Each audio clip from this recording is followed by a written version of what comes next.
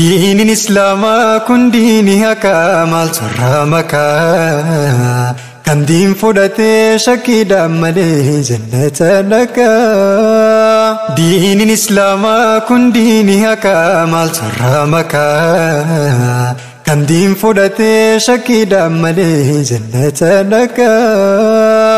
السلام عليكم ورحمة الله وبركاته.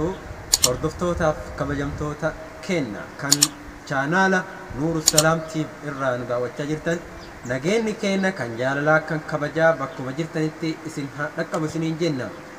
Akkuma beekamu chaanaalli kenna Nuuru Salaam TV baname osoo irratti hin dalagamin taa'aa jira waan ta'eef yeroo dhiyoo keessatti inshallah yoo rabbi jedhee wantoota muraasa mijeeffannee karaa foddaa Nuuru Salaamin isiniif dhufuuf deemna.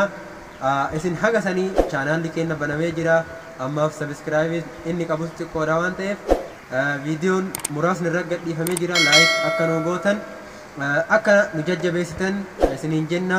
yaa'u chaanaala bananii irratti hojjechuun wanta salphaa miti, wantoota hedduu prosesii hedduu nama gaafata waan ta'eef kanaafuu wantoota prosesii kanneen guuttachuudhaaf isinirraa turuu kennaaf dhiifama. ammaaf garuu karaa buune karaa jirra isinii dhufaa jirra karaa chaanaala Nuuru Salaam TV irratti nu eeggadhaa isiniin jenna. yaa'u ammaaf ergaan jiru kanuma gaafa gama chaanaalatiin dhufne ergaa babbareedoo kana caala jiran karaa barnootaatiin ta'ee karaa hedduudhaan kan waliif ibsaa deemnu ta'a. kanaafuu hatti chaanaala keenya irratti wal agarrutti asumaan nagaatti isiniin jenna.